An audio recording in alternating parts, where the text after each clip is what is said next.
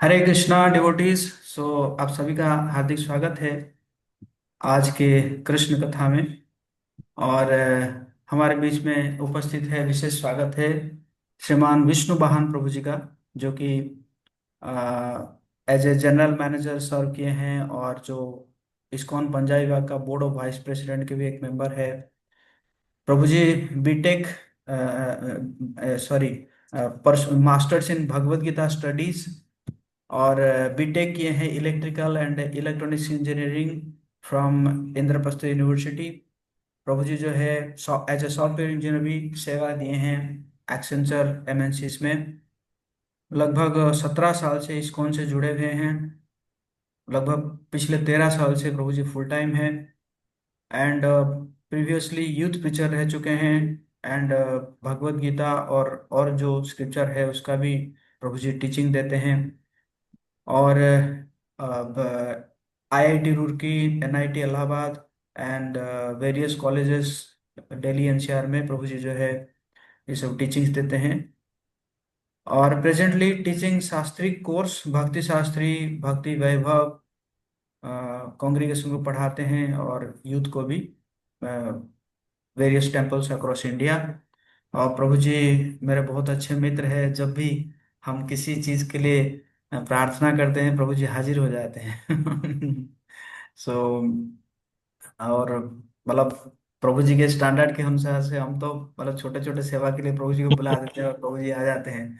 So that is his greatness. So हम प्रभु जी का स्वागत करेंगे एक बार जोर से महामंत्र बोल के, हरे कृष्णा कृष्णा कृष्णा हरे हरे, हरे राम राम राम हरे हरे। श्री विष्णु वाहन प्रभु की जय। बहुत धन्यवाद हिस ग्रेस जगदीश श्याम प्रभु। ये मेरा सौभाग्य है कि प्रभु जी जैसे भक्ति में इतने वरिष्ठ वैष्णव मुझे आप इस लायक समझते हैं। तो मेरे को प्रभु जी का संग पहली बारी पटना में प्राप्त हुआ। मेरा भी घर पटना में है, मेरी माता जी वहीं रहती हैं। तो उस समय हिस ग्रेस जगदीश श्याम प्रभु वहाँ बहुत अच्छा प्रचार कर रहे थे, तो वहाँ उनसे मुलाकात हुई। और ये खुद इतने पढ़े लिखे हैं, इतना शास्त्रों का इतना सुंदर ज्ञान है, इतने अच्छे मैनेजर हैं, इतने अच्छे प्रचारक हैं, और फिर भी इनका हृदय बहुत सौहार्द्रपूर्ण और बहुत ही मैत्रीपूर्ण भाव है इनका। बहुत ही प्रेमी भक्त हैं, भक्तों से बड़ा प्रेम करते हैं। अभी हमारे एक ब्रह्मचारी के माता पिताजी वहां गए थे, गया, तो वो इनसे मिलके इतने प्रसन्न हुए, इतने प्रसन्न हुए। इन्होंने जिस प्रकार से उनकी सेवा करी, उनका देखभाल किया। तो बहुत बहुत सुंदर भक्त हैं, दिखने में भी सुंदर है और हृदय भी इनका बहुत सुंदर है। तो आई एम वेरी ग्रेटफुल। मैं आपको बहुत बहुत धन्यवाद प्रभु जी, आपने मुझे सेवा का मौका दिया ये। और मैं पुनः क्षमा चाहता हूँ आप सबसे कि मैं इतना लेट हो गया। मुझे बहुत बुरा लगता है कि कहीं लेट हो, कहीं ऐसा, और क्योंकि कुछ ऐसा सिचुएशन था। तो नहीं, शुरू करने से पहले हम लोग आचार्यों का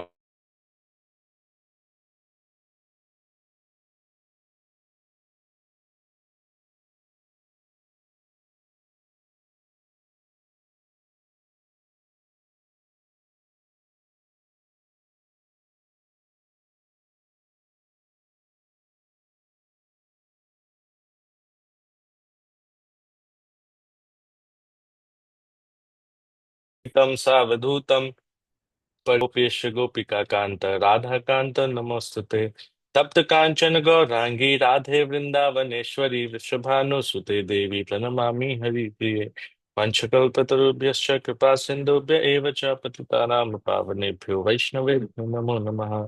जय श्री कृष्ण चैतन्य प्रभु नित्यानंद, श्री अद्वैत गदाधर शिवासादि गौर भक्तवृंद। हरे कृष्णा कृष्ण कृष्णा हरे हरे, हरे राम राम राम हरे हरे। नमो विष्णुपादाय कृष्णपृष्ठाय भूतले श्रीमते भक्ति वेदांत स्वामी भक्ति नामिने। नमस्ते सारस्वते देवे गौरवाणी प्रचारिणे, निर्विशेष शून्यवादी पाश्चात्य देशतारिणे। हरे कृष्णा। तो हम सबके लिए बहुत ही शुभ उत्सव, बहुत ही शुभ दिवस, एक गौड़ीय वैष्णव के लिए, एक कृष्ण भक्त के लिए, जो सबसे पूरे साल का जो सबसे महत्वपूर्ण उत्सव है श्री कृष्ण जन्माष्टमी। आने वाले लगभग 4 दिनों बाद यानी कि 16 अगस्त को हम सबको मौका मिला इस उत्सव को मनाने का। और उत्सव का जो मनाने का जो सबसे बढ़िया तरीका हो सकता है, जो सबसे बेस्ट तरीका है, वो है भगवान का गुणगान करके। नहीं, जैसे कि हम सबका जन्मदिन होता है या कोई एनिवर्सरी होता है, तो सब लोग हमें विश करते हैं, या तो हमें हैप्पी बर्थडे बोलते हैं या हैप्पी एनिवर्सरी बोलते हैं, हमारे लिए गिफ्ट्स लाते हैं, सुंदर आयोजन होता है। नहीं, वैसे ही ये परम भगवान जो कि इस पूरे सृष्टि के आदि कर्ता हैं, आदि स्तोत्र हैं, उनका प्राकट्य उत्सव हम सबको मनाने का मौका मिलेगा थोड़े समय बाद। तो उसके लिए बहुत जरूरत है कि हम अपने इस पूरे मनोभाव को पूरा कृष्णमय कर सके। और कृष्णमय होने का जो सबसे उत्तम तरीका है, वो है भगवान के बारे में श्रवण करना, भगवान के गुणगान के बारे में जानना, भगवान के दिव्य लीलाओं के बारे में चर्चा करना। भक्ति की शुरुआत की पहली जो विधि है, उसका भी नाम है श्रवण। श्रवणम कीर्तनम विष्णु स्मरणम पाद सेवनम अर्चनम वंदनम दास्यम साख्यम आत्मनिवेदनम। ये जो भक्ति की 9 विधियां हैं, इसका प्रारंभ श्रवण से ही होता है। तो हम सबको इस गेस्ट जगदीश श्याम प्रभु का धन्यवाद करना चाहिए कि उन्होंने मौका दिया कि हम सब मिलकर भगवान के विषय में कुछ चर्चा कर सके, उनके बारे में कुछ सुन सके, कुछ बोल सके। तो all glories to his Jagdish Shyam Prabhu, और आप सब भक्तों का बहुत बहुत धन्यवाद कि आप सब यहाँ पे हैं। आ, और आपकी वजह से मुझे भी मौका मिला आज भगवान के इस बहुत ही सुंदर लीला का, नहीं, भागवतम के 10वें स्कंद के अंदर भगवान के इतनी सुंदर सुंदर लीलाओं का वर्णन है। उसमें से ये जो गोवर्धन जी की लीला, गोवर्धन एक बहुत ही विशेष पर्सनालिटी है। नहीं, जिनको कि भगवान भी कहा जाता है और भगवान का भक्त भी कहा जाता है। नहीं, गोवर्धन को कई स्थानों पे स्वयं भगवान भी बोला गया है, और कई स्थानों पे हमारे आचार्य उनको भगवान का भक्त भी बोलते हैं। गर्गाचार्य गर्गाचार्य जिन्होंने कि भगवान श्री कृष्ण का नामकरण किया था, हम सब जानते हैं। तो गर्ग संहिता में कहते हैं कि ये जो पर्वत है गोवर्धन, ये भगवान से अभिन्न है, इसमें कोई संशय नहीं है। नो संशय। फिर उसके बाद व्यासदेव स्वयं कहते हैं कि ये जो पर्वत है गोवर्धन, वो स्वयं भगवान श्री कृष्ण है। यहाँ तक कि भगवान श्री कृष्ण कहते हैं कि ये जो सैल है, जो सैल का मतलब होता है पर्वत, ये मैं ही हूँ। नहीं,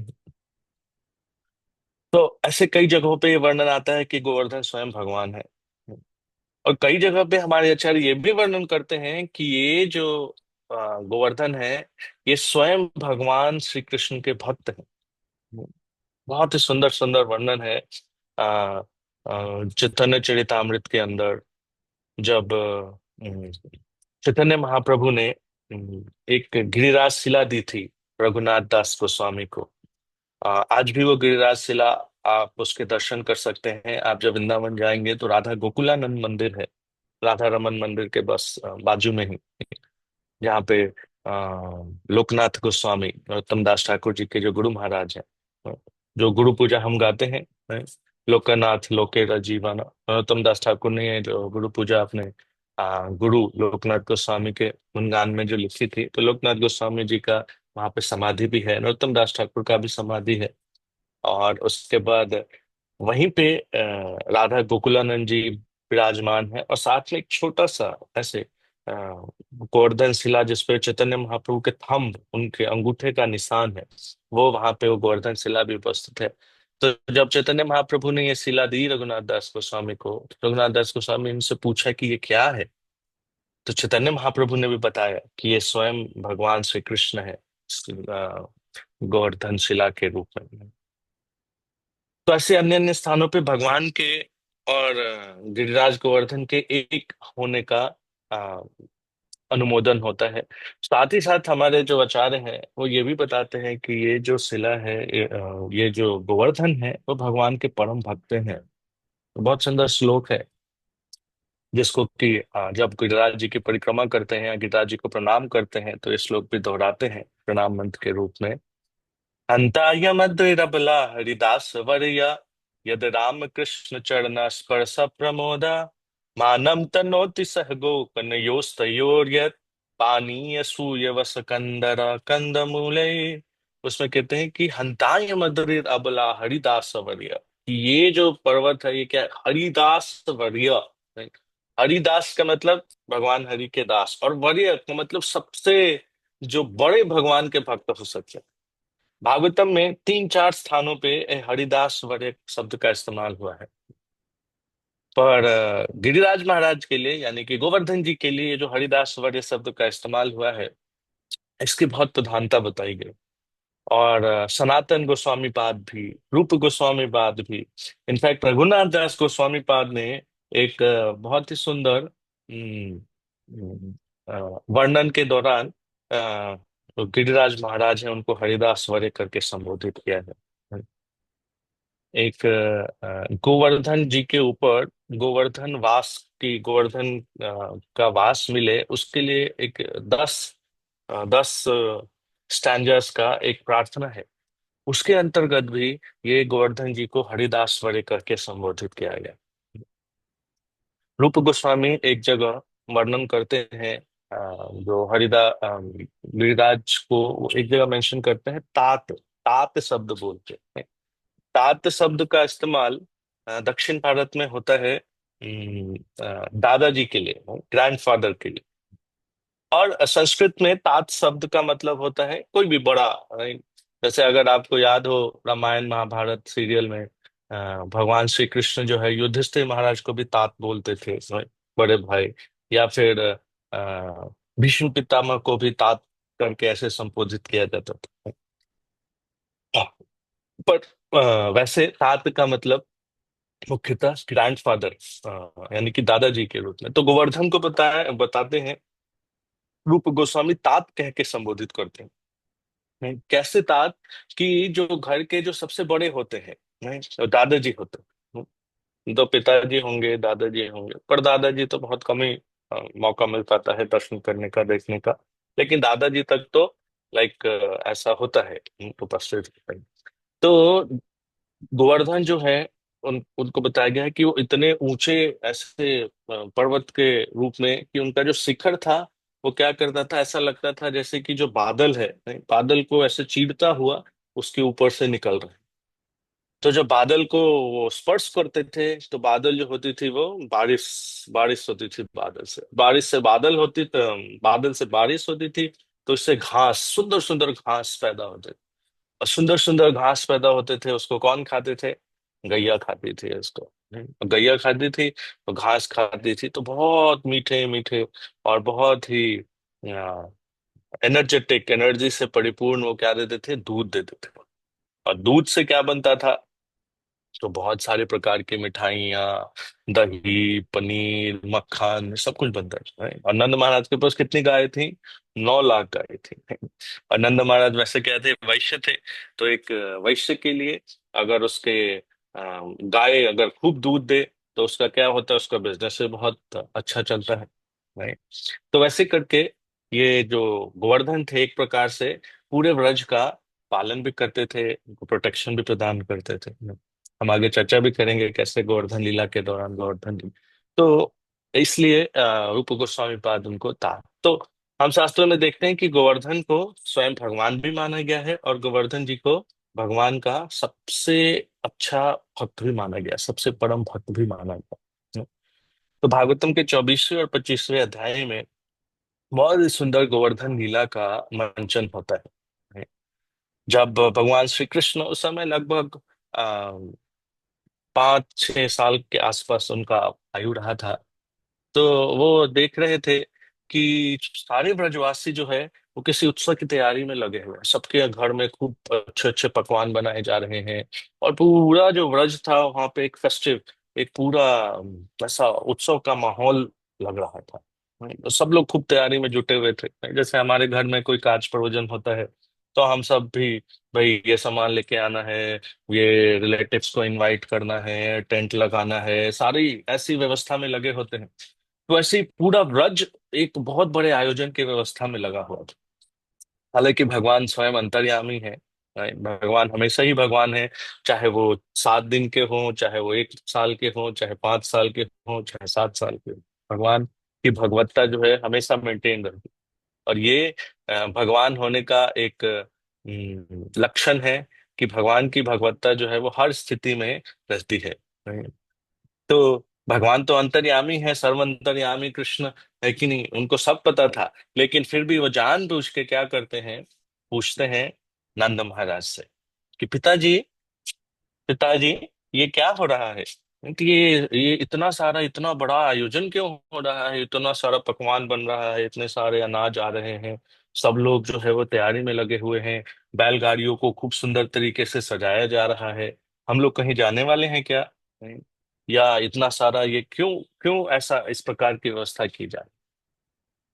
तो नंद महाराज, अ, हालांकि पूरे व्रज के राजा थे, पूरे व्रजवासी जो थे उनको अपने प्रतिनिधि के रूप में देखते थे। तो नंद महाराज अपने इस छोटे से कृष्ण के प्रश्न को सुन के, अ, अब कोई छोटा बच्चा कुछ प्रश्न पूछता है तो घर में लोग क्या करते हैं, उसको टाल, मतलब कुछ कुछ करके कि भाई अभी तो हम बिजी हैं, कुछ करके उसको टाल देते हैं। लेकिन नंद महाराज भगवान श्री कृष्ण के पूछे गए प्रश्न को टालते नहीं। वो उनको खूब विस्तार से बताते हैं कि हे लाला, हम जो है वो इंद्र पूजा की तैयारी कर रहे हैं। हम लोग हर साल इंद्र देव को, इंद्र देव के लिए यज्ञ करते हैं, और ये जो सारा आप देख रहे हो, ये जो सारा आयोजन है, वो उनको अर्पित करते हैं, उनके लिए निमित्त होता है। तो भगवान जानते थे सब कुछ क्या है, क्यों है, पर फिर भी पूछते पूछते हैं कि इंद्र को क्यों, इंद्र को क्यों देते हैं हम इतना कुछ, उनके लिए इतना कुछ क्यों बनाते हैं? तो नंद महाराज ने बोला, ओ लाला, ये जो आप देखो, ये जो बारिश आती है, वो कौन देता है? वो इंद्र देते हैं। वो इंद्र जो है वो बारिश के देवता है। अगर बारिश नहीं होगी तो क्या होगा? अन्न नहीं होगा, अन्न नहीं होगा तो पशु पक्षी सारे जीव जो है, हम सब जो है, हमें खाने के लिए कहाँ से मिलेगा? तो हम इंद्रदेव को एज अ ग्रेटिट्यूड, कृतज्ञता के भाव से हम ये यज्ञ करते हैं। अब देखेंगे हमारी जो वैदिक सभ्यता है उसके अंतर्गत हर किसी के प्रति एक ऐसा कृतज्ञता का भाव होता था। उसको प्रकट करने का तरीका अलग अलग होता था, चाहे वो पशु हो, चाहे वो पक्षी हो, चाहे वो जीव हो, जंतु हो, देव हो। नहीं, अब देखेंगे हर जगह जो था वो कृतज्ञता का भाव होता था। चाहे घर में कोई आयोजन होता था तो हर प्रकार के लोगों के लिए कुछ ना कुछ रखा होता था। चाहे वो कुम्हार होता था, मान लीजिए वो मिट्टी के बर्तन लाता था, तो उसको भी उसके बदले कुछ दिया जाता था। या धोबी होता था, उसको भी कुछ दिया जाता था। तो समाज में हर प्रकार के लोगों के लिए, पशु पक्षियों के लिए चारा डाला जाता था, गाय के लिए, कुत्ते के लिए। कई लोग आज भी ऐसा गांव में घरों में देखा जाता है कि वो रोटी जो है वो कुत्तों के लिए या गाय के लिए निकाल के रखते हैं। और फिर उसके बाद कोई भी उत्सव होता था तो उसमें देवों को भोग लगता था। हमें याद है गांव में लोग देवी जी को, और फिर जितने भी गांव के जितने घर समाज के जितने भी मंदिर होते थे वहां जाके उनको पूरी पुआ, राइट, ऐसा मावा, सब ऑफर, फ्रूट्स सब ऑफर किया जाता था। है कि नहीं? आप में से कई कई लोग जो है वो ऐसा करते, अब भी करते होंगे, पहले भी करते थे, अब तो ऑफकोर्स हम भगवान से ऑफर करते हैं। तो ये जो पूरी व्यवस्था थी वो इस प्रकार से थी ताकि हर हर प्रकार के जो पूरे समाज के अंदर हर लेवल के जो लोग हैं, चाहे वो देवता हो, चाहे वो मनुष्य हो, चाहे वो जीव जंतु हो, हर किसी को समाज में और उसको आदर सत्कार दिया जाए, उसको ऑफर किया जाए। तो नंद महाराज ऐसे करके एक्सप्लेन करते हैं अ, भगवान श्री कृष्ण को कि ये व्यवस्था ऐसा है। पर भगवान जो है, भगवान के मन में एक बहुत ही विशेष लीला का मंचन करने का था। तो वो नंद महाराज से कर्म मीमांसा, नहीं, कर्म मीमांसा एक प्रकार का दर्शन है जिसमें कर्म की प्रधानता प्रस्तुत की जाती है। हालांकि भगवान भगवत गीता के अंदर कर्म योग, ज्ञान योग, भक्ति योग तीनों का मंचन करते हैं, तीनों का ज्ञान देते हैं अर्जुन को। पर यहाँ पे विशेष करके भगवान जो है वो नंद महाराज से कर्म मीमांसा, कि आपको जो भी फल मिलता है वो आपके कर्मों के अनुसार मिलता है। आप अच्छा करोगे अच्छा पाओगे, बुरा करोगे बुरा पाओगे। इस प्रकार से नंद महाराज के साथ बहुत सुंदर वार्तालाप करते हैं, डिस्कशन करते हैं। अब नंद महाराज भगवान के इस दिव्य वार्तालाप से इतने प्रभावित हो जाते हैं, इतने आकर्षित हो जाते हैं। भगवान तो है ही सर्व आकर्षक, नहीं? कृष्ण का मतलब ही है कि कृष्ण सर्व आकर्षक है, नहीं? और स्वयं भगवान के साथ जब नंद महाराज ऐसे चर्चा कर रहे थे, तो इस दौरान श्री कृष्ण जो है वो नंद महाराज को ऐसा कन्विंस करने में सक्सेसफुल हो जाते हैं कि इंद्र को ये ऑफर करने की आवश्यकता नहीं, कि बारिश इंद्र के कारण नहीं होता है खाली। भगवान श्री कृष्ण ने नंद महाराज और वहां पे उपस्थित जितने भी वरिष्ठ ग्वाल बाल मतलब जो ग्वाले थे या गोपगण थे, सबको ये कन्विंस करने में सक्सेसफुल हो जाते हैं कि वास्तविकता में हमें जो भी ये लाभ प्राप्त हो रहा है, जो भी हमारा वातावरण, जो भी गायों के लिए खाने को मिल रहा है, वो सब मिल रहा है किससे? गोवर्धन से मिल रहा है। गोवर्धन के कारण हमारे जो पशु पक्षी हैं उनको खाने के लिए इतना सुंदर कुछ मिलता है, राइट? हम बच्चों को खेलने के लिए वहां पे स्थान मिलता है, राइट? हर प्रकार से जो गोवर्धन है वो हमें सब कुछ प्रदान कर रहा है, राइट? अब ब्रजवासी जो थे वो कृष्ण से इतने आकर्षित थे, कृष्ण से इतने आकर्षित थे कि हालांकि कृष्ण इतने छोटे थे, 5-7 साल के, और वो सब लोग बड़े बड़े थे, 90 साल 100 साल के, और बड़े वरिष्ठ लोग थे। लेकिन फिर भी इस छोटे से नन्हे से बालक के कहे हुए बातों को वो लोग शिरोधार्य करते हैं, उसको मानते हैं, और इंद्र पूजा की जगह गोवर्धन की पूजा करने को तैयार हो जाते हैं। पहले तो नंद महाराज ये भी प्रयास करते हैं कृष्ण को समझाने का कि कृष्ण ठीक है, अभी आप जो कह रहे हो हम मानते हैं, हम गोवर्धन की भी पूजा करेंगे, लेकिन हमें इंद्र की भी पूजा कर लेनी चाहिए, सालों से चला आ रहा ट्रेडिशन है कि नहीं? इतनी आसानी से कैसे उसको, जैसे कई बार भक्त भक्ति में जुड़ते हैं तो उनके जो पुराने रीति रिवाज होते हैं या वो जो देवी देवताओं से कनेक्टेड हुए हैं, तो भक्ति में जुड़ने के बाद भी उसको छोड़ना इतना आसान नहीं होता। भक्तों को लगता है कि अरे, शिव जी को हम जल चढ़ाते थे या देवी जी का नवरात्रि करते थे, नहीं? तो अगर अचानक से छोड़ देंगे तो वो हमसे कहीं नाराज तो नहीं हो जाएंगे, नहीं? वो हमारे ऊपर कुपित तो नहीं हो जाएंगे। इस कारण से वो लोग उन ट्रेडिशंस को भी फॉलो करते हैं। तो इसी नंद महाराज कृष्ण को समझाने का प्रयास करते हैं कि कृष्ण देखो, हम कर लेंगे, हम गोवर्धन की भी पूजा कर लेंगे, लेकिन हमें इंद्र पूजा भी करनी चाहिए। पर भगवान इस पूरे मंचन से ये स्थापित करना चाहते थे कि एक भक्त को किसी देवी देवता इन सब लोगों की पूजा करने की आवश्यकता नहीं है। अगर वो भगवान की सेवा में लग जाता है, भगवान की भक्ति में जुड़ जाता है, तो उसको जरूरत नहीं है हर देवी देवताओं की पूजा और उसकी भक्ति में लगे, right? क्योंकि भगवत गीता के अंदर भगवान बहुत साफ तरीके से बताते हैं कि ये जो देवी देवता की भी पूजा है ना, वास्तविकता में अल्टीमेटली वो किसकी पूजा है? कृष्ण की ही पूजा है, राइट? तो क्यों हम इनडायरेक्ट चैनल से जाए, right? हम डायरेक्टली कृष्ण की सेवा में क्यों ना लगे? तो भगवान इस लीला से ये मंचन करने का प्रयास करते हैं कि आपको इंद्र आदि इन सब देवी देवताओं की पूजा के चक्कर में फंसने की आवश्यकता नहीं है। आपको पूजा करनी है, अपनी ऑफरिंग्स देनी है, तो किसको दीजिए? भगवान को दीजिए। तो फिर फाइनली सारे ब्रजवासी जो है वो कृष्ण की बात मानकर, और वो जो भी ऑफरिंग था, जो कुछ भी बनाया गया था, सब लेके पहुंचते हैं कहाँ?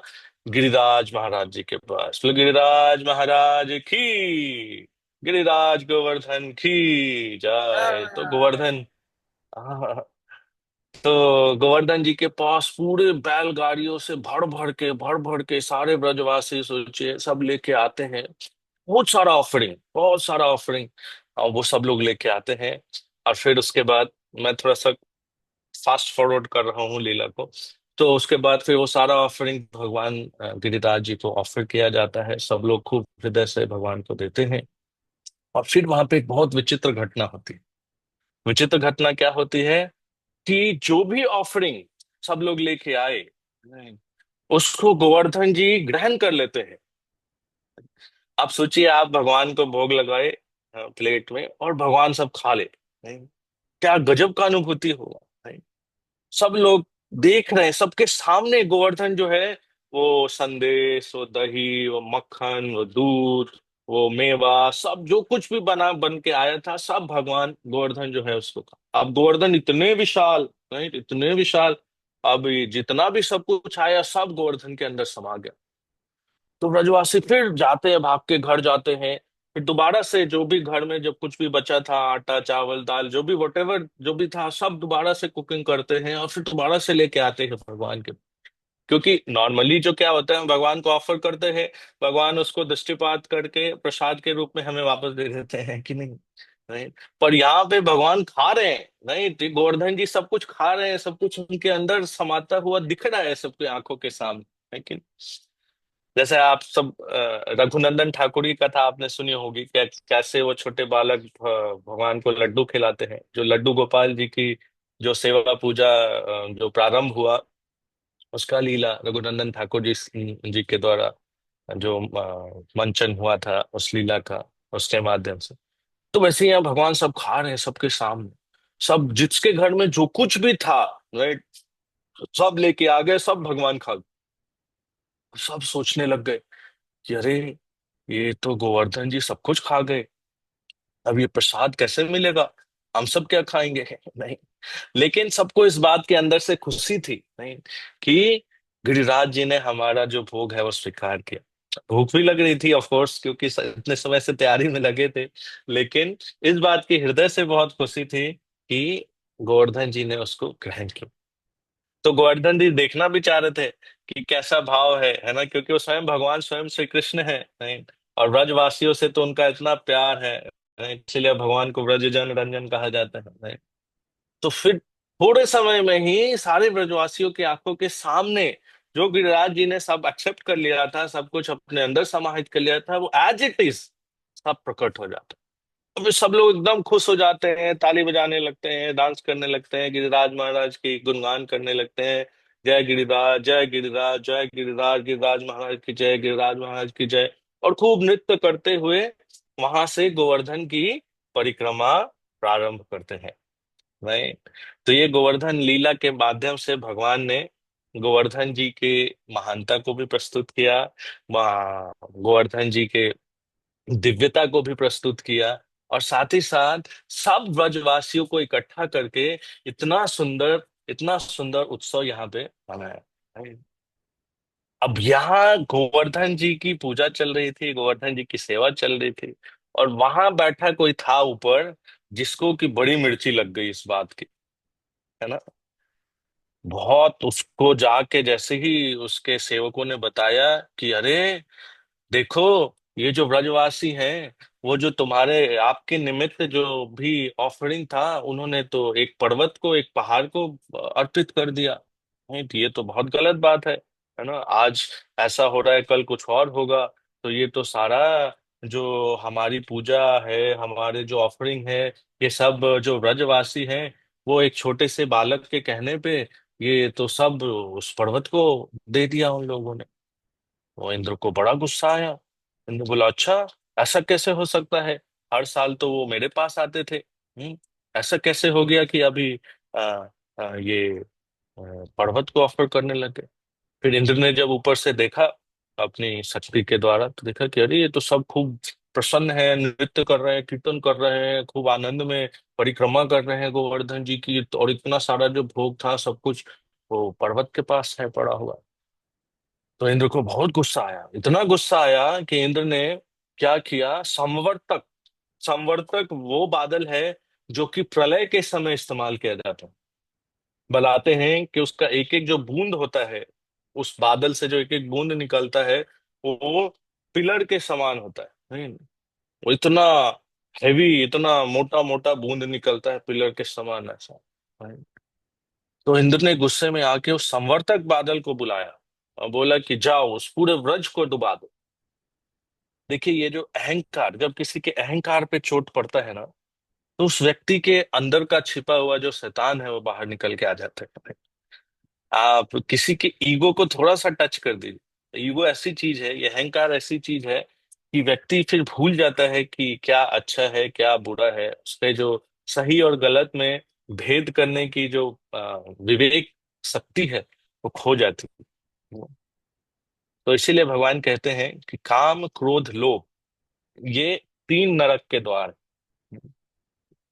की इच्छाएं, काम का मतलब अनंत इच्छाएं नहीं, क्रोध, गुस्सा और लोभ, ये तीनों व्यक्ति को नरक के तरफ लेके जाती है।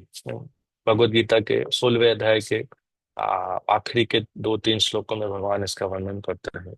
तो यहाँ पे फिर जब इंद्र ने ये बारिश शुरू किया तो व्रज के अंदर पूरा हाहाकार मच गया। अब सोचिए खूब तेज बारिश हो जाए। अभी रिसेंटली उत्तराखंड में, आई थिंक उत्तरकाशी में, एक पूरा का पूरा जो था क्षेत्र, वो बादल फटने से अचानक फ्लैश फ्लड से वो पूरा का पूरा क्षेत्र जो है वो मलबे से पूरा भर गया।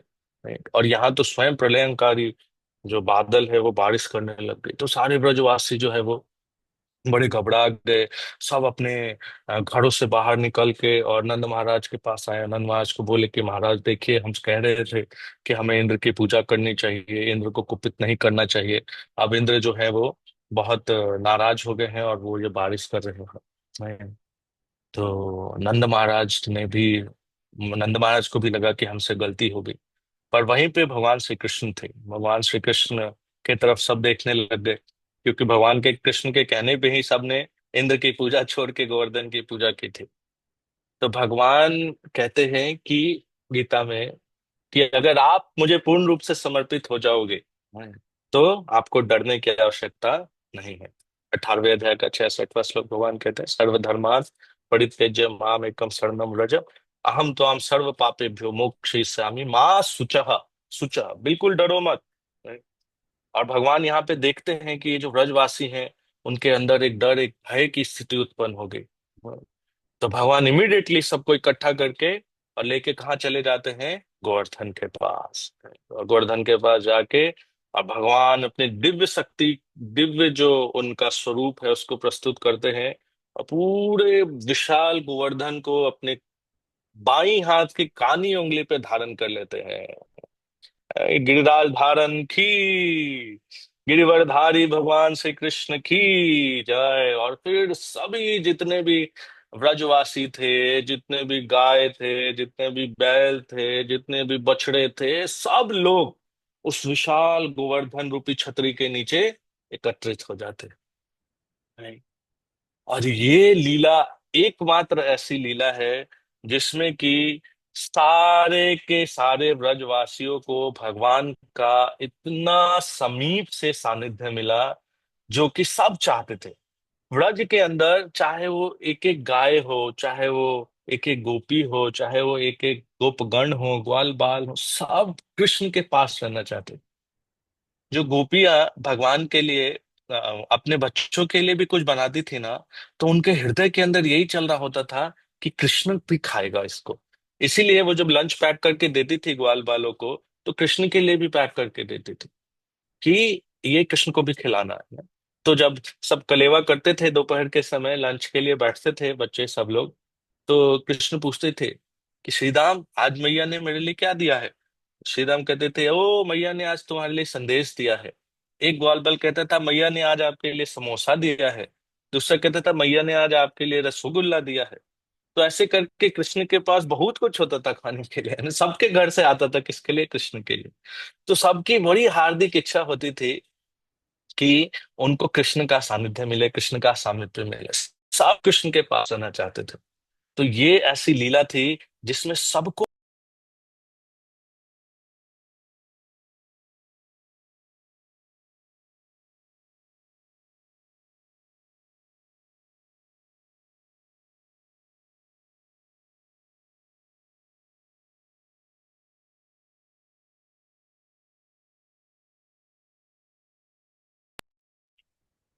सॉरी, महाराज के प्रसादों का मुक्त करें।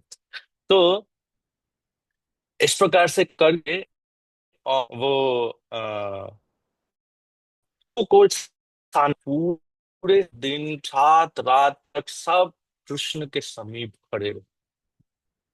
तो इसीलिए ये जो लीला, इसमें हालांकि इंद्र ने बहुत बड़ी भूल की, बहुत बड़ी गलती की, लेकिन क्या किया कृष्ण ने? इसके माध्यम ये जो समझा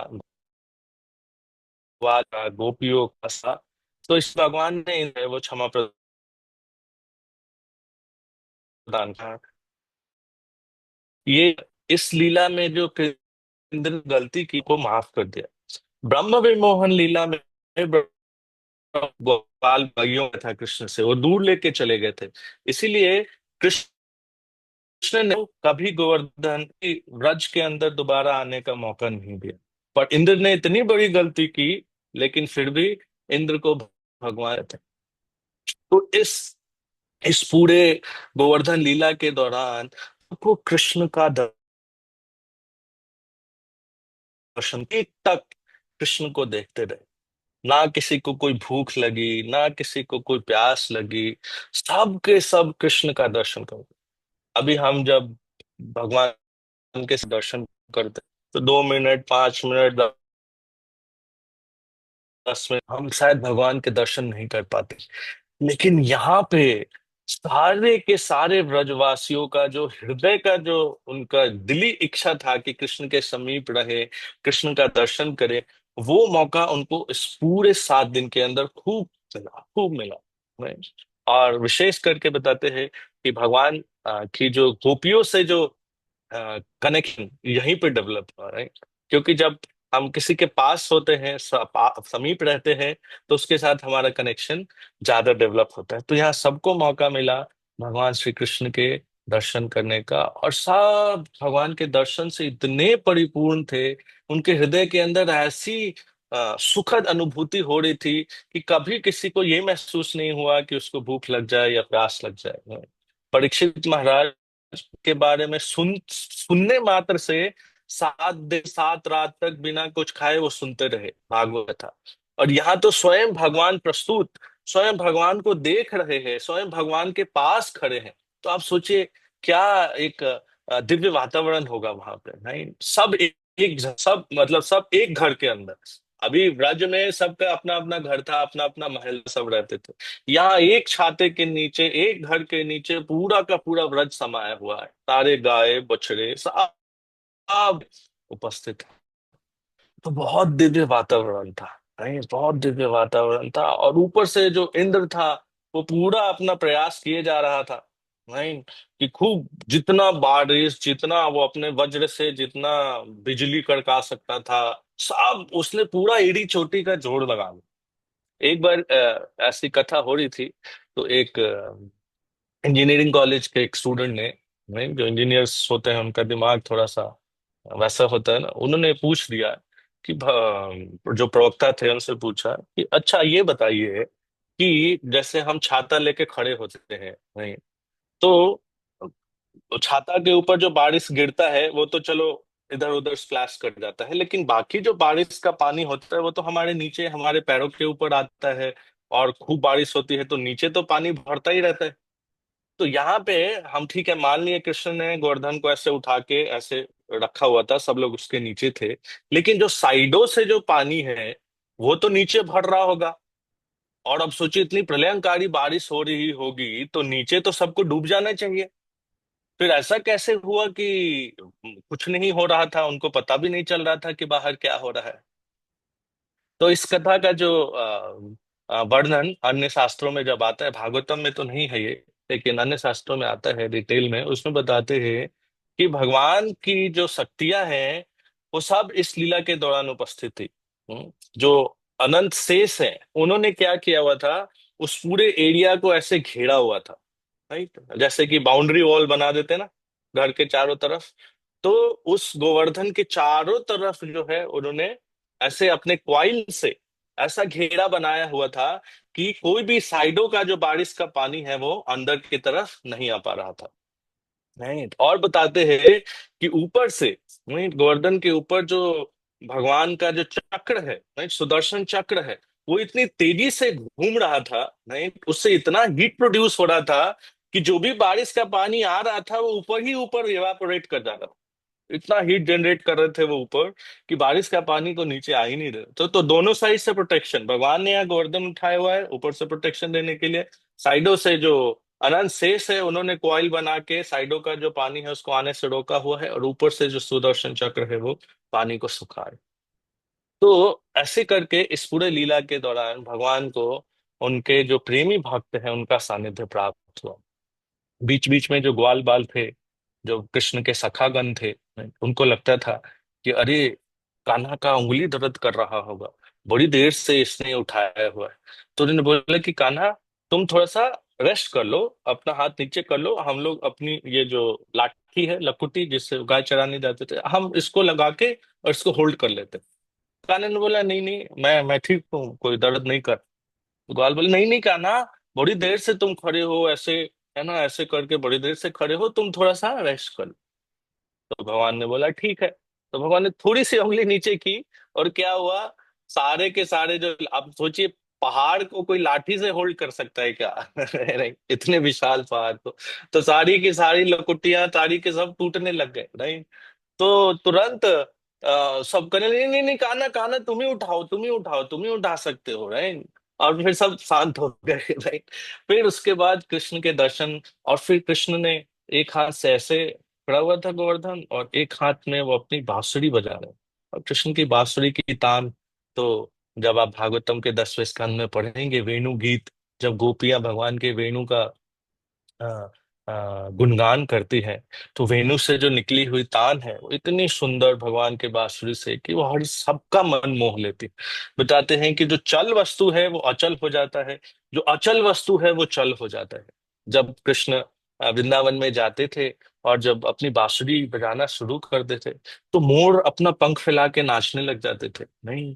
जो जो नदियां थी, वो उनका बहाव ऐसे लगता था जैसे रुक गया है, वो भी कृष्ण के बांसुरी की आवाज को सुनने का प्रयास करते थे। जो पर्वत, जो पत्थर है, पत्थर बताते थे कि पत्थर पिघलने लग जाता था।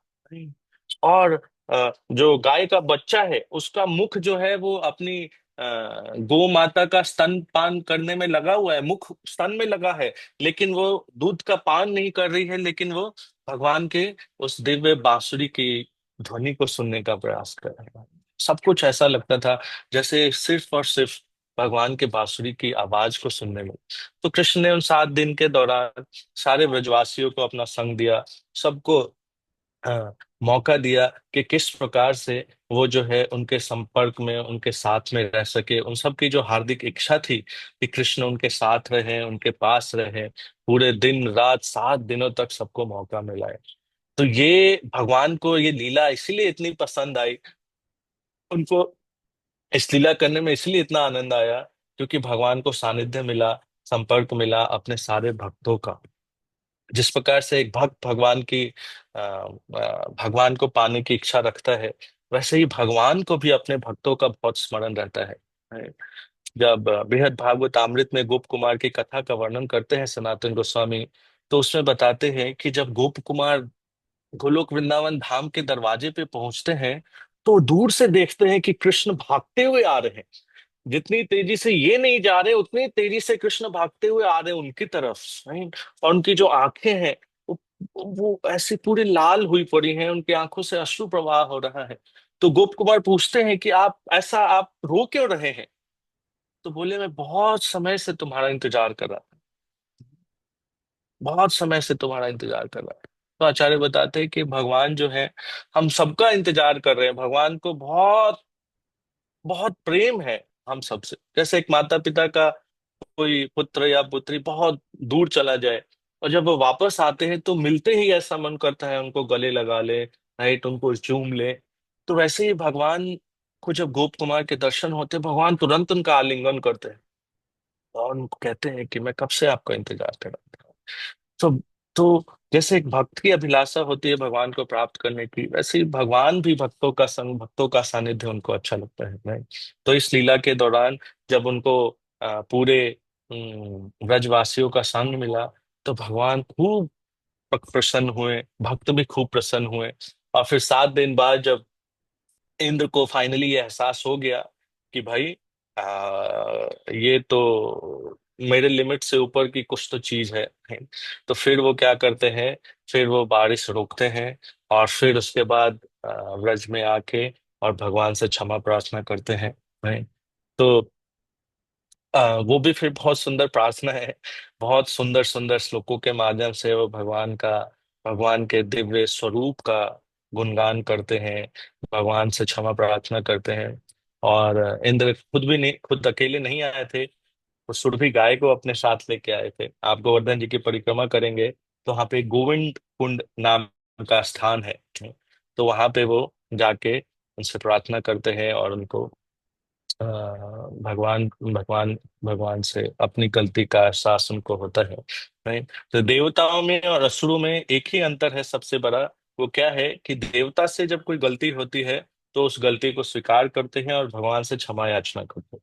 असुर जो होते हैं, असुर प्रवृत्ति के लोग होते हैं, वो भी गलती करते हैं, लेकिन वो अपनी गलती को पहली बात तो मानते नहीं है, और और उसके लिए कभी ऐसा क्षमा प्रार्थना नहीं करते। तो हमसे हमसे भी अगर कोई ऐसी गलती हो भक्तों के समाज में या भगवान की सेवा में, तो हमें तुरंत उसको मान लेना चाहिए, उसके लिए भगवान से क्षमा याचना करनी चाहिए। ये दैवी गुण है। गीता के 16वें अध्याय में दैवी और आश्रित संपद का वर्णन करते हुए भगवान बताते हैं। सो इस लीला से बहुत कुछ है सीखने को, बहुत कुछ है सीखने को। पर एक जो सबसे महत्वपूर्ण चीज है सीखने को, वो ये है कि अगर हम पूर्ण रूप से भगवान के ऊपर आश्रित हो जाते हैं, भगवान को पूर्ण रूप से समर्पित हो जाते हैं, तो भगवान हर परिस्थिति में, हर स्थिति में हमारी रक्षा करेंगे। नहीं, ऐसा नहीं है कि एक भक्त के जीवन में कष्ट नहीं आता, दुख नहीं आता, तकलीफ नहीं आता, आएगा, हो सकता है ज्यादा आए, लेकिन अगर वो भगवान का स्मरण करता है, भगवान को पूर्ण रूप से आश्रित होता है, तो भगवान जिस प्रकार से भगवान ने अपने भक्तों की रक्षा करने के लिए गोवर्धन उठा लिया, वैसे ही एक भक्त के जीवन में उसको सुरक्षा प्रदान करने के लिए किसी भी हद तक जा सकते हैं। तो हमें भगवान से ही प्रार्थना करनी चाहिए कि हे भगवान, आप कृपया करके मुझे आशीर्वाद दे कि मैं अपना हृदय, अपना मन, अपना तन, सब कुछ आपको समर्पित कर सकूं। इस संसार में हमने कई जन्म ले लिए, कई अलग अलग लोगों को अपने आप को समर्पित कर दिया, लेकिन हर जगह से हमें क्या मिला? निराशा ही हाथ लगी है। ये जीवन अगर हम भगवान को समर्पित करने का प्रयास करते हैं, तो आप इस चीज से आश्वस्त हो जाइए कि भगवान कभी निराश नहीं करेंगे। हम सुनते हैं कि भगवान के घर में देर है लेकिन अंधेर नहीं है, और ये बिल्कुल सत्य बात। हो सकता है भगवान हमारी परीक्षा लेंगे, हमारे जीवन के अंदर जो कष्ट है, दुख है, ऐसा लगेगा कि अरे कब खत्म होगा, कब खत्म होगा। लेकिन अगर आप पूर्ण रूप से भगवान के प्रति समर्पित है, तो भगवान जब भक्तों के लिए गोवर्धन उठा सकते हैं, तो हमारा कष्ट, हमारा दुख तो कुछ भी नहीं है उसके साथ। हाँ?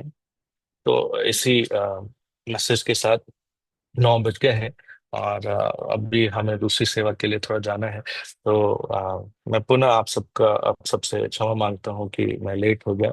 और बहुत बहुत धन्यवाद हृदय जगदीश श्याम प्रभु का कि आपने मुझे मौका दिया इस सेवा के लिए। Thank you very much Prabhu ji.